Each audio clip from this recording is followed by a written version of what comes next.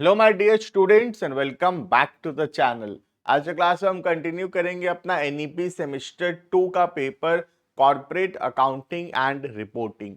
इसके अंदर हम ऑलरेडी यूनिट नंबर 1 स्टार्ट कर दिए थे। यूनिट नंबर 1 के अंदर हम पढ़ रहे थे accounting for issue of share capital. आज उसी को हम कंटिन्यू करेंगे जहां से हम ओवर सब्सक्रिप्शन कंप्लीट कर लिए थे पहले वीडियोस के अंदर।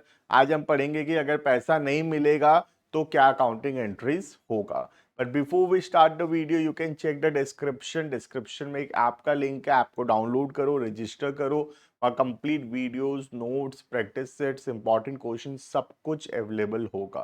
कुछ ग्रुप्स के भी लिंक है, टेलीग्राम चैनल का लिंक है, को भी ज्वाइन कर लेना। वहां पे तुमको टाइमली अपडेट्स मिलता रहेगा। क्लियर? तो स्टार्ट करते हैं वीडियो को। टॉपिक है अपना अकाउंटिंग फॉर शेयर कैपिटल, जो कि यूनिट 1 का टॉपिक है। इसके अंदर हम नॉर्मल एंट्रीज और ओवर सब्सक्रिप्शन ऑलरेडी पढ़ चुके थे। आज हम लोग पढ़ेंगे calculation of amount not received. ठीक है, ये कब हम लोग पढ़ रहे हैं? प्रो रेटा के केस में। ध्यान रखना कौन से केस का पढ़ा रहा हूं मैं? प्रो रेटा का। दैट मीन्स अगर प्रो रेटा में अलॉटमेंट हुआ था, पार्शियल अलॉटमेंट हुआ था, और अब अगर कोई पर्सन अलॉटमेंट का पैसा नहीं दे रहा है, वो एप्लीकेशन का पैसा दिया, अलॉटमेंट का पैसा नहीं दे रहा है, तो कैसे कैलकुलेट करेंगे कि वो कितना रुपए नहीं दे रहा है? राइट। तो उसके लिए हमको कुछ स्टेप्स को फॉलो करना पड़ेगा। स्टार्ट करते हैं, पहले लिखते हैं नोट्स को। सबसे पहला आएगा स्टेप नंबर 1। लिखना, पहला स्टेप क्या होगा? Calculate number of shares applied या अलॉटेड। तो सबसे पहला काम है, हम कैलकुलेट करेंगे नंबर ऑफ शेयर्स अप्लाइड या अलॉटेड। अगर अप्लाइड दिया है तो अलॉटेड निकाल लेंगे, अलॉटेड दिया है तो अप्लाइड निकालेंगे। अप्लाइड का मतलब कितना शेयर के लिए वो एप्लीकेशन दिया था, अप्लाई किया था, और उसको कितना शेयर मिला है। अप्लाइड मीन्स कितना अप्लाई किया था, और अलॉटेड मतलब कितना मिला है। राइट। तो अगर दिया है, सपोज अप्लाइड दिया है, तो हम क्या निकालेंगे? नंबर ऑफ शेयर्स अलॉटेड, कितना उसको शेयर मिला। ठीक है, तो फॉर्मूला क्या होगा? Total shares allotted divided by total shares applied into number of share applied. ठीक है, तो इसका फॉर्मूला का भी इम्प्लीकेशन देखेंगे हम, एक बार नोट डाउन कर लेना। ठीक है, और दूसरा है नंबर ऑफ शेयर अप्लाइड कैसे निकलेगा? अप्लाइड कब निकालना पड़ेगा? अगर अलॉटेड दिया है तो सिंपल सा बात है, अगर नंबर ऑफ शेयर अलॉटेड पता है तो अप्लाइड निकाल लो, अप्लाइड पता है तो अलॉटेड निकाल लो। राइट। फॉर्मूला क्या होगा उसका? इसको रिवर्स कर देंगे तो फॉर्मूला हो जाएगा total share applied divided by total share allotted multiplied by number of share allotted। Clear है? तो ये आ गया हमारा स्टेप नंबर 1। ये करने के बाद जो नेक्स्ट स्टेप होगा हम कैलकुलेट करेंगे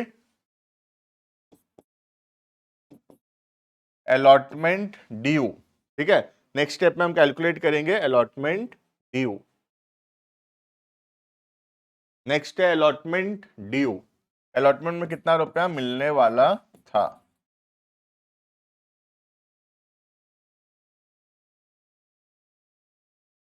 कैलकुलेशन ऑफ अलॉटमेंट ड्यू। ठीक है, तो उसका फॉर्मूला होगा अलॉटमेंट ड्यू इक्वल्स टू, ध्यान रखना, number of shares allotted, applied नहीं, number of shares allotted multiplied by allotment per share. Per share का कितना रुपए अलॉटमेंट मनी था। क्लियर है। इसके बाद थर्ड स्टेप होगा excess money receive, excess application money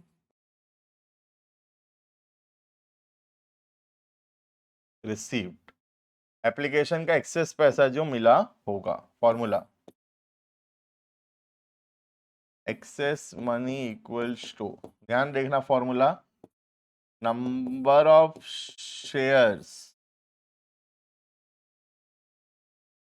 applied minus number of shares allotted into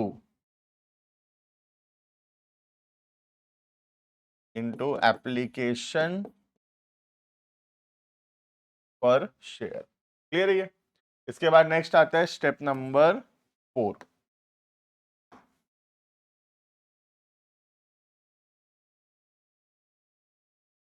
calculation of amount not receive, calculation of allotment not receive. तो इसका फॉर्मूला क्या होगा, कुछ नहीं, स्टेप 2 माइनस स्टेप 3। ठीक है।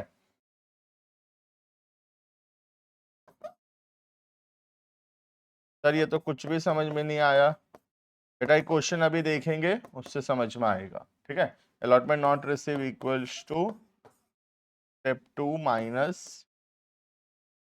स्टेप 3। क्लियर है। तो ये 4 स्टेप करने से हमको पता चल जाएगा कि कितना रुपया अलॉटमेंट का नहीं मिला है in case of pro rata allotment. Clear है। अब एक क्वेश्चन देखते हैं, उसका सॉल्यूशन में तुमको समझ में आएगा ये 4 स्टेप को कैसे फॉलो करना है। क्लियर। तो एक क्वेश्चन देखते हैं, वहीं से क्लैरिटी आएगा। देखना, MCS Limited issued 40,000 shares of 10 each, payable as 2 per share on application, 4 per share allotment and balance in 2 calls. तो 2 प्लस 4 प्लस बाकी पैसा कॉल्स में। ठीक है। Application receive for 80,000। देखो हम 40,000 इशू किए थे, लेकिन एप्लीकेशन आया 80,000 का, तो ओवर सब्सक्रिप्शन है। ठीक है। कंपनी क्या किया, 50,000 शेयर वाले को 30,000 दिया, 30,000 वालों को 10,000 दिया। क्लियर है। इसके बाद Neeraj to whom 600 shares were allotted, क्या दिया ध्यान देना, नीरज का क्या दिया हुआ है, अलॉटेड दिया है। ठीक है। नीरज के बाद 600 शेयर था और नीरज जो है कैटेगरी 1 का था, कैटेगरी 1 मतलब ये वाला कैटेगरी का था, वो अलॉटमेंट का पैसा नहीं दे पाया। क्लियर है। तो हमको जर्नल एंट्री करना है अप टू अलॉटमेंट, तो कॉल को छोड़ देता हूं, है ना, कॉल का एंट्री तो करना ही नहीं है, हमको सिर्फ एंट्री करना है अप टू अलॉटमेंट। क्लियर। तो स्टार्ट करते हैं। सबसे पहला एंट्री होगा एप्लीकेशन मनी रिसीव का। ठीक है। तो entry bank account debited to equity share application account, 80,000 share का एप्लीकेशन आया था और 2 रुपया पर शेयर, 1,60,000।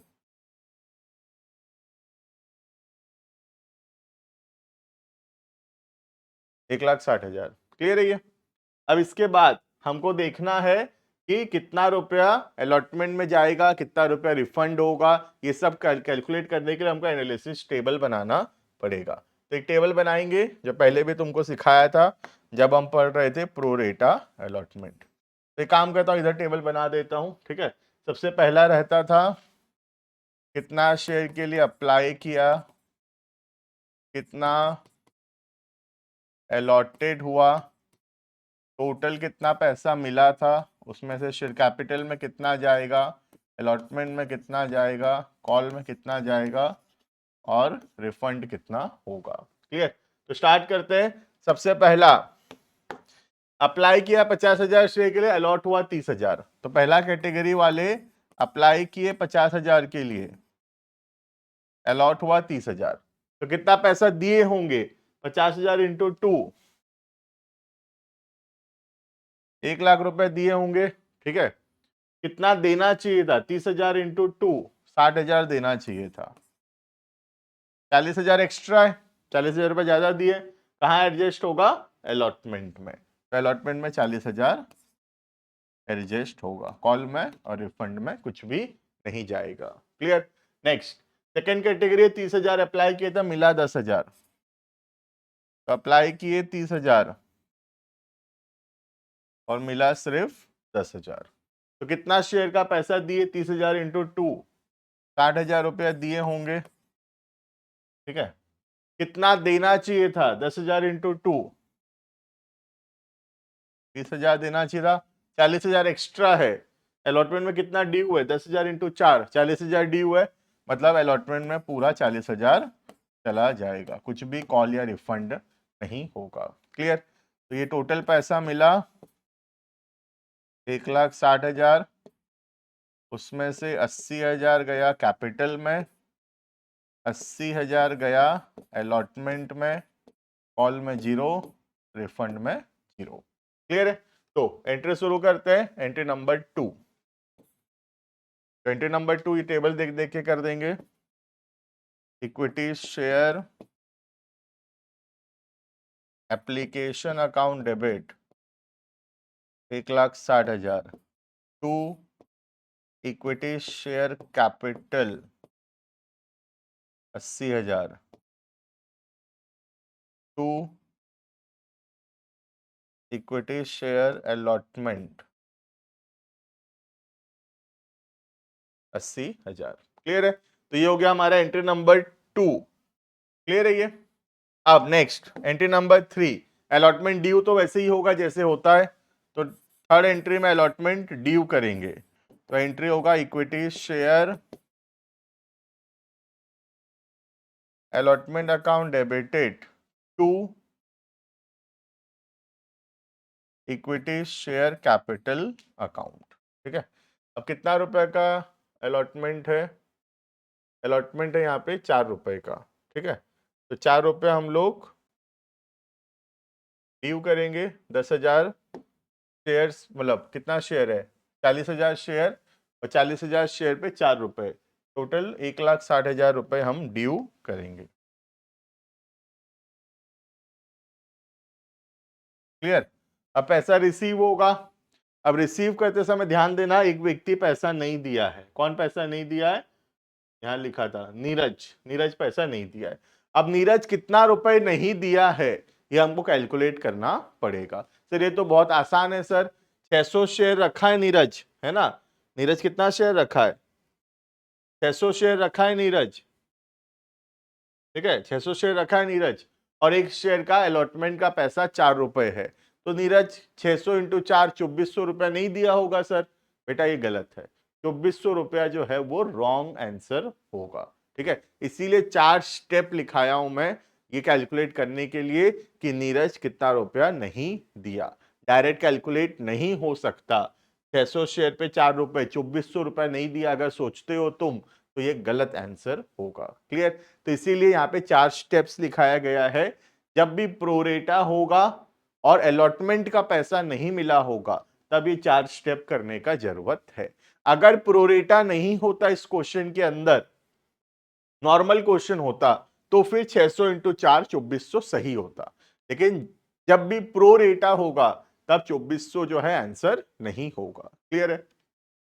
अब हमको ये स्टेप्स को फॉलो करना पड़ेगा। पहला स्टेप क्या है? अलॉटेड दिया है तो अप्लाइड निकालो, अप्लाइड दिया है तो अलॉटेड निकालो। ठीक है, तो स्टार्ट करते हैं।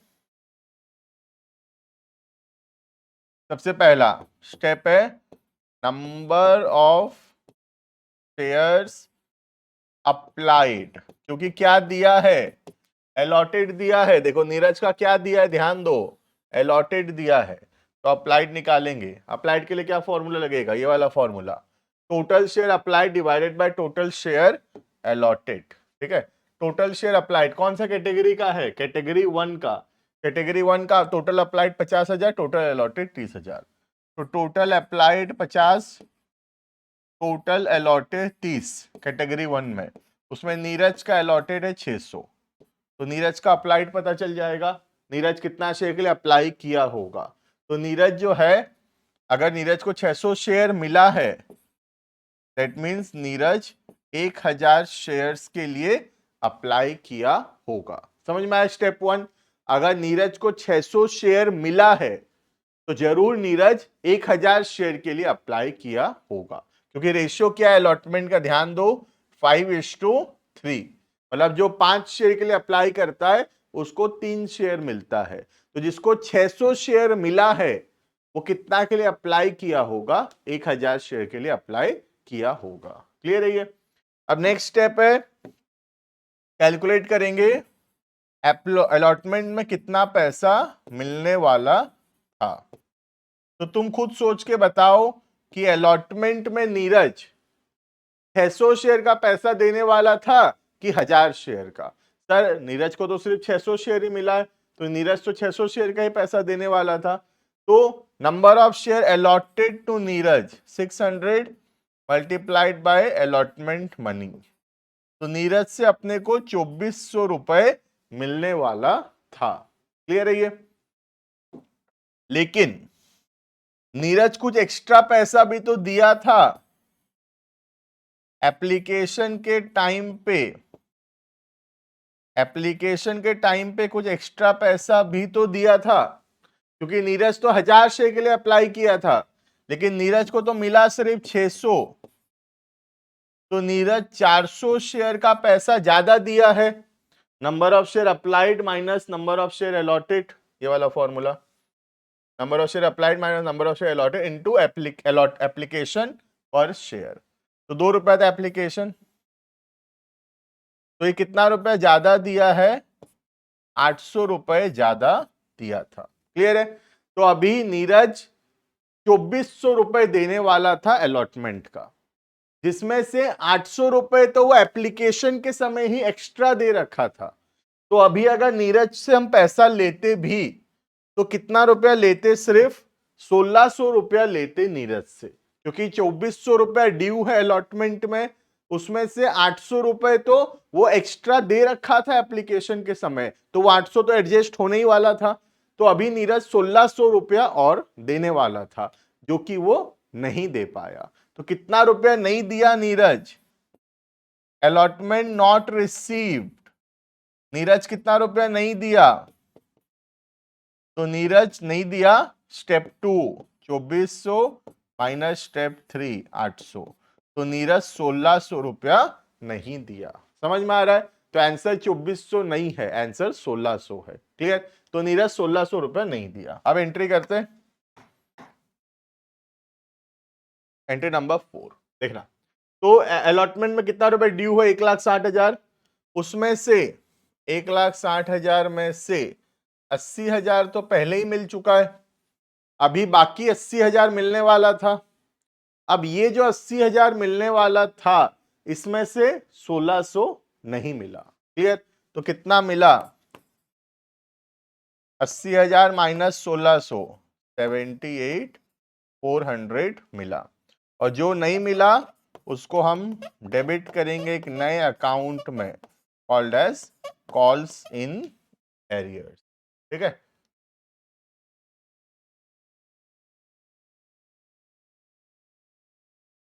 To equity share allotment 80,000। Clear है। अगर सबको ही पैसा दे देते, अगर सबको ही पैसा दे देते तो हम एंट्री करते bank to equity share allotment 80,000 80,000, लेकिन 80,000 जो मिलने वाला था उसमें से नीरज 1600 रुपया नहीं दिया, तो कितना मिला, 78,400। क्लियर है ये। तो this was all about this question. ये बहुत इंपॉर्टेंट क्वेश्चन है। हमेशा ध्यान रखना कि ये जो 4 स्टेप है ये आंख बंद करके मत लगा देना। हमेशा ध्यान रखना ये कौन से क्वेश्चन में लगेगा, जहां पे अलॉटमेंट नॉट रिसीव होगा एंड प्रोरेटा भी होगा। दोनों होना चाहिए, प्रोरेटा भी होना चाहिए और अलॉटमेंट का पैसा नहीं मिला होगा, तो फिर ऐसे कैलकुलेट करेंगे। क्लियर है। अगर प्रोरेटा नहीं है तो फिर ये सब झंझट में पड़ना मत। ठीक है। सीधा निकलता नीरज का 600 शेयर, उससे ऊपर 4 रुपया नहीं मिला, तो 2400 रुपया नहीं मिला, अगर प्रोरेटा नहीं होता तो। क्लियर है? तो this was all about calculation of allotment money not received in case of a pro रेटा अलॉटमेंट। क्लियर? बाकी मिलते हैं नेक्स्ट क्लासेस के अंदर, आगे के टॉपिक्स को कंटिन्यू करेंगे। Thank you and bye bye.